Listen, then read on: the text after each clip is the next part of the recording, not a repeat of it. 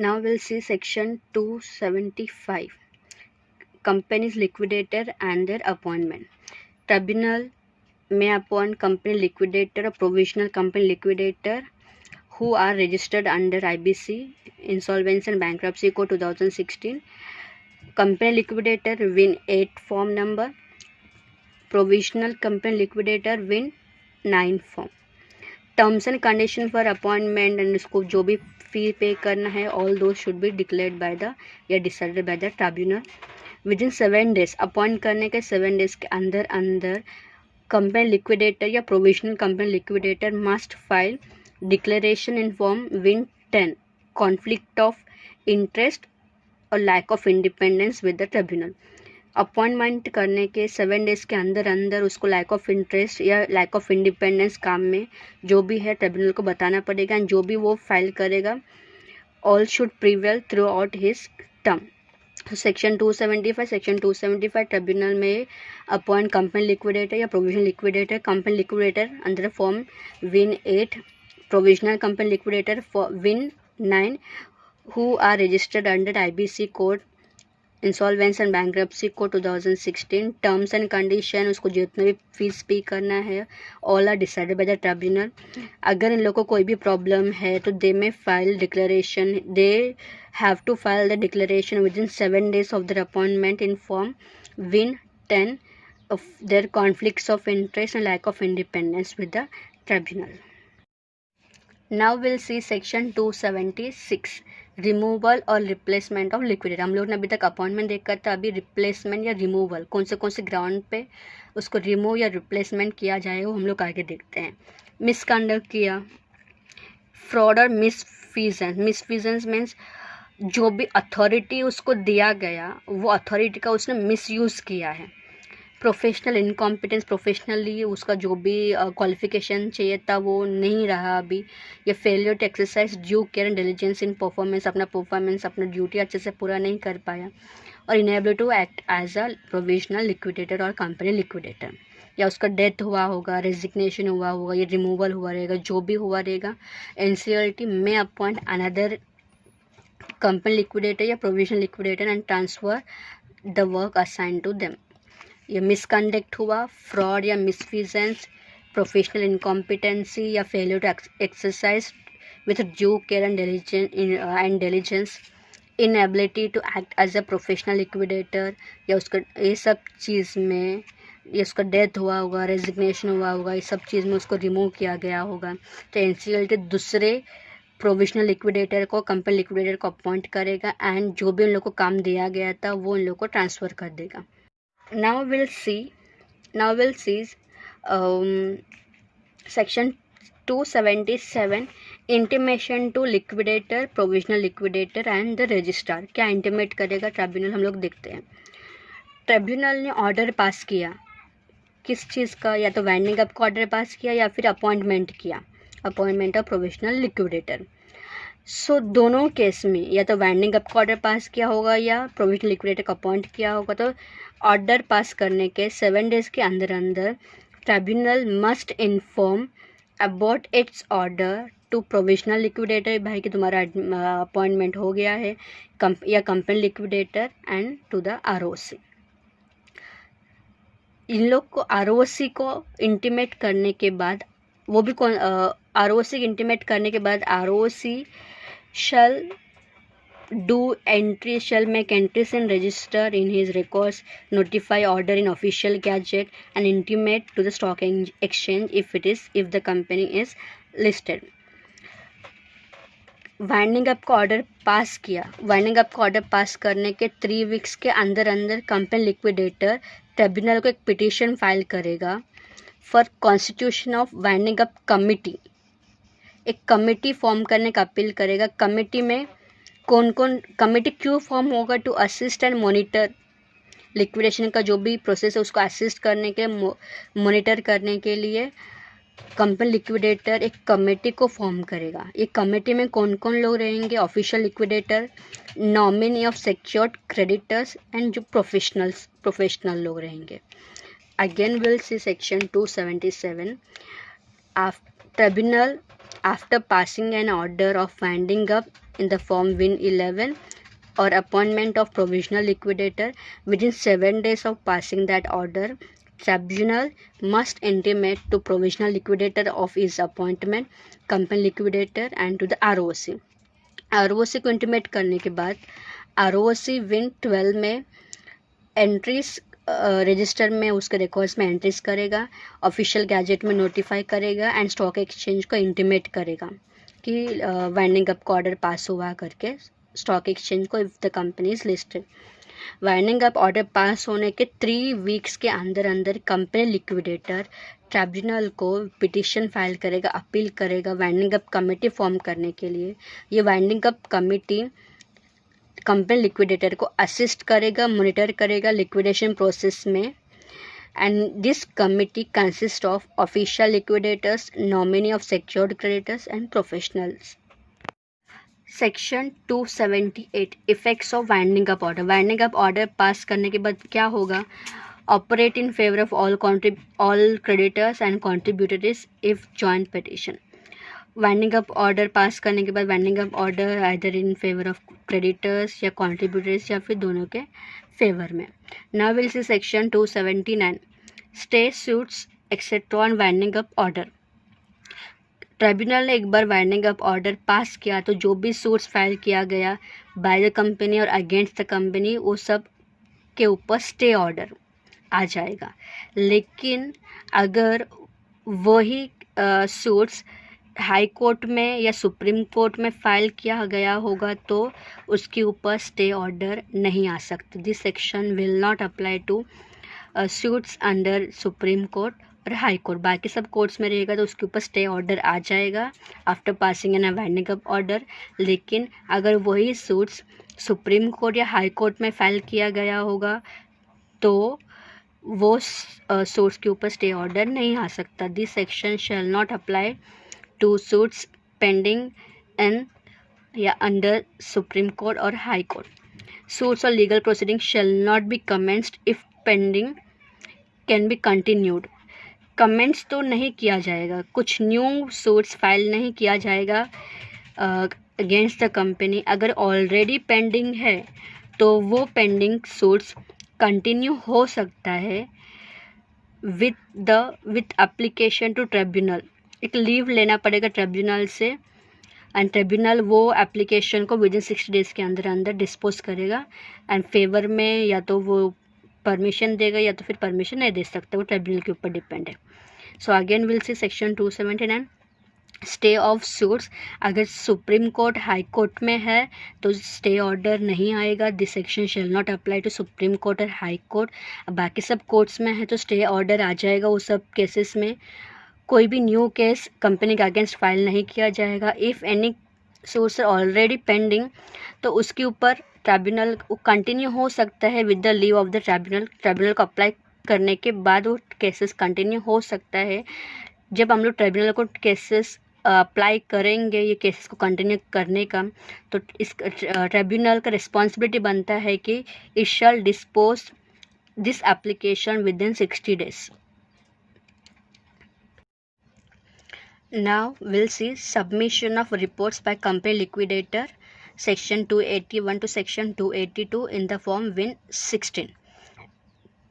Submission of report by company liquidator, sections are section 281 to section 282, form number Win 16.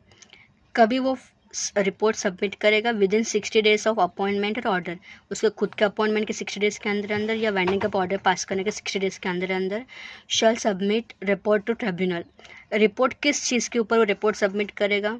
Company के assets के ऊपर, कितने assets है अभी कंपनी में, कौन सब के उसका डिटेल्स, कैपिटल सब्सक्राइब कितना है, पेडअप कितना है, इशूड कितना है, लायबिलिटीज़ एक्चुअल में कितना है, कॉन्टिजेंट कितना है, डेट्स कितना ड्यू है, कंपनी ने किस किस को गारंटी दिया, कितने लिस्ट ऑफ कॉन्ट्रीब्यूटरीज, कंपनी का ट्रेडमार्क, कंपनी ने किसके साथ कॉन्ट्रैक्ट किया होगा, जॉइंट वेंचर में आया होगा, कोलैबोरेशन किया होगा, कंपनी के होल्डिंग्स के बारे में, सब्सिडीज कंपनीज के बारे में, लीगल केसेस कुछ भी पेंडिंग है, कंपनी ने लीगल केस कुछ फाइल किया होगा या कंपनी के अगेंस्ट कुछ फाइल किया होगा, सबके बारे में रिपोर्ट कंपनी लिक्विडेटर को 60 डेज के अंदर अंदर ट्रिब्यूनल को देना पड़ेगा। एसेट्स के बारे में capital, liabilities, debts, guarantee, list of contributories, trademark, contracts, joint venture, collaboration with any other company, holding and subsidy company का डिटेल्स, लीगल केसेस बाय और अगेंस्ट द कंपनी, इस सब के बारे में रिपोर्ट कंपनी लिक्विडेटर विद इन 60 days of his appointment, order के 60 days के अंदर अंदर ही shall submit his reports to the tribunal. Now section 283 custody of company's property. Company का जो भी प्रॉपर्टी है वो किसके कस्टडी के अंदर जाएगा? ऑफकोर्स कंपनी लिक्विडेटर के अंदर जाएगा।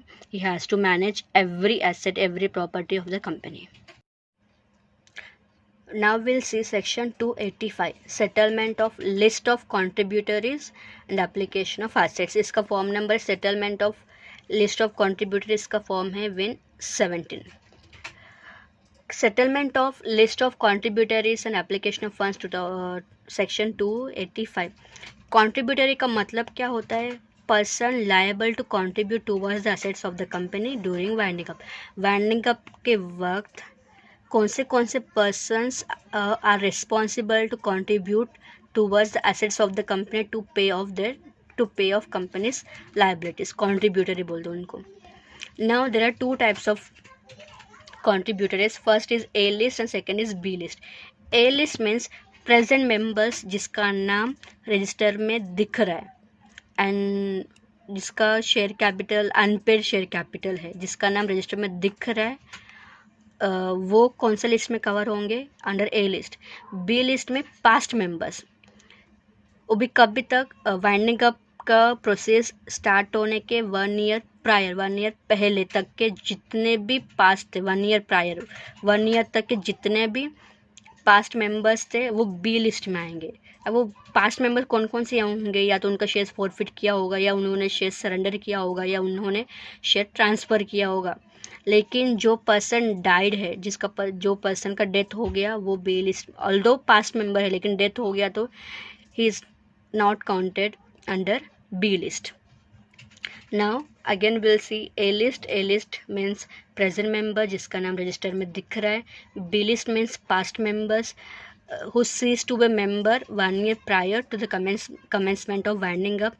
एग्जाम्पल जिसका शेयर फॉरफिट किया होगा, सरेंडर किया होगा, ट्रांसफ़र किया होगा, बट जो जिसका डेथ हुआ उनको कंसिडर नहीं करेंगे। डिसीज मेंबर है तो उसका लीगल रिप्रेजेंटेटिव बी लिस्ट में आ जाएगा। इंसॉल्वेंट है तो उसका असाइनी आ जाएगा। Does not include ordinary debtor को इंक्लूड नहीं किया जाएगा। कॉन्ट्रीब्यूटरी में शेयर होल्डर्स को कंसिडर किया जाएगा। बट ये बी लिस्ट में ये पास्ट मेंबर्स को क्यों लेके आएंगे? क्योंकि एनसीएलटी का ओपिनियन है कि present members can't able to pay off the liabilities. Present members अभी के लाइबिलिटीज़ को पे नहीं कर सकते, तो एनसीएलटी पास्ट मेंबर्स को भी इंक्लूड करेगा बी लिस्ट में। डेट और liability incurred while his membership. जब बी लिस्ट के मेंबर्स के टाइम पे, जब बी लिस्ट के पर्सन्स मेंबर्स थे उनके टाइम पे कुछ डेट या लाइबिलिटी इनकर्ड हुआ तो भी एनसीएलटी उनको अभी रिस्पॉन्सिबल बना सकता है। This is section 285। Now section 287। Tribunal क्या करेगा? Tribunal may direct to form an advisory committee, एक एडवाइजरी कमेटी फॉर्म करने का ऑर्डर पास करेगा, जिसमें कितने मेंबर्स होंगे? 12 मेंबर्स। 12 मेंबर्स कौन कौन होंगे? कुछ लोग क्रेडिटर्स होंगे, कुछ लोग कॉन्ट्रीब्यूटर्स होंगे, कुछ लोग अदर एनी पर्सन। अब उनका कौन सा रेशियो में इन लोग होंगे वो that should be decided by the NCLT. इन सबका चेयरमैन कौन होगा? Of course chairman company liquidator. Company liquidator अभी ये एडवाइजरी कमेटी फॉर्म करने से पहले कंपनी लिक्विडेटर को अपॉइंट किया था ट्रिब्यूनल ने। तो कंपनी लिक्विडेटर उसके अपॉइंटमेंट के 30 दिन के अंदर अंदर क्रेडिटर्स का, कॉन्ट्रीब्यूटर्स का एक मीटिंग कन्वीन करेगा। वो मीटिंग कन्वीन करने के बाद एनसीएलटी डिटरमाइन करेगा कि कमेटी में कौन से मेंबर हो सकते हैं। तभी मीटिंग कंडक्ट करने के बाद ही पता चले कितने मेंबर्स हैं। वो सब लिस्ट कंपनी लिक्विडेटर ट्रिब्यूनल को सेंड करेगा। ट्रिब्यूनल वो लिस्ट देने के बाद कुछ मेंबर्स को सेलेक्ट करेगी फॉर दिस 12 मेंबर्स। मतलब ये 12 मेंबर्स के अंदर इंक्लूड करने के लिए कुछ मेंबर्स को एक कमेटी में से वो सेलेक्ट करेगी। एंड ये मेंबर्स क्या करेंगे, चेयरमैन को असिस्ट करने में, ये वाइंडिंग अप प्रोसीजर में असिस्ट करेंगे 12 members. Now we will see company liquidators account. Company liquidator को कौन से अकाउंट्स फाइल करना पड़ेगा ट्रिब्यूनल को, this is under section 294। After appointing company liquidator must maintain proper books of accounts. उसको आपको सब कंट्रोल अभी लिक्विडेटर के हाथ में आ गया, तो लिक्विडेटर को proper books of account maintain करना पड़ेगा। उसके टेन्योर में, उसको जितना भी टेन्योर दिया गया उसके टेन्योर में उसको एटलीस्ट 2 बार उसको जितना उसने पेमेंट रिसीव किया, जितना उसने पेमेंट किया, पैसा मिला होगा, पैसा पेमेंट किया होगा, सब डिटेल्स एनसीएल को फाइल करना पड़ेगा with declaration, that is in form win 37। Again repeat करते हैं, company liquidator must maintain proper books of accounts. उसके टेन्योर में एटलीस्ट ट्वाइस मतलब 2 या 2 से ज़्यादा, एटलीस्ट ट्वाइस, 2 तो होना ही चाहिए, 2 बार उसने जितना पैसा रिसीव किया, जितना पैसा पे किया, ऑल डिटेल्स एनसीएलटी को विथ डिक्लेरेशन के साथ एनसीएलटी को फाइल करना पड़ेगा। कॉपी ऑफ ऑडिटेड अकाउंट्स, उसके अंडर में जो भी अकाउंट्स उसको ऑडिट करने के बाद वो अकाउंट्स ट्रिब्यूनल को, आरओसी को फाइल करना पड़ेगा। And those accounts should be open for inspection by any creditor, contributor और any person interested in those accounts. Central government, state government और बोथ दोनों के साथ फाइल करना पड़ेगा। अगर if central government, state government a member of this company, summary of printed, इसका summary company liquidator को, क्रेडिटर्स को, कॉन्ट्रीब्यूटर्स को सेंड करना पड़ेगा बाय पोस्ट। एक बार और रिकैप, सेक्शन 294, कंपनी लिक्विडेटर को अपॉइंट करने के बाद कंपनी लिक्विडेटर को proper books of accounts maintain करना पड़ेगा। उसके टेन्योर में एटलीस्ट ट्वाइस जितना पैसे उसको मिला, जितना पैसा उसने पेमेंट किया, विद डिक्लेरेशन इंसल्ट को फाइल करना पड़ेगा। कॉपी ऑफ ऑडिटेड अकाउंट्स उसको फाइल करना पड़ेगा ट्रिब्यूनल को, आरओसी को। And those account should be open for inspection by any creditor, contributor, any person interested in those accounts. If central government, state government are members, then company liquidator must file copy of audited accounts to central government, state government also, and copy of this audited accounts must be in summarized form, must be sent to creditors, contributors by post. Now we'll see section 302, dissolution of the company by the tribunals. कौन सा grounds क्यों tribunal dissolution को order pass करे वो हम लोग देख चुके हैं सेक्शन 273 में। नाउ ड्यूरिंग लिक्विडेशन कंपनी का लीगल स्टेटस रहता है जब तक उसका डिसोल्यूशन, जब तक वो डिसॉल्व नहीं होता, बट डिसॉल्व होने के बाद कंपनी का लीगल स्टेटस भी ख़त्म। बट लिक्विडेशन के प्रोसेस में, वाइंडिंग अप के प्रोसेस में कंपनी का लीगल स्टेटस रहता है। आफ्टर डिसोल्यूशन इसका लीगल स्टेटस गया तो उसके बाद कोई भी कंपनी के अगेंस्ट कुछ भी फाइल नहीं कर सकता। Company liquidator copy of dissolution, copy of order of dissolution pass करने के बाद कंपनी लिक्विडेटर को copy of this order of dissolution must file with ROC within इन 30 days ऑफ दैट ऑर्डर।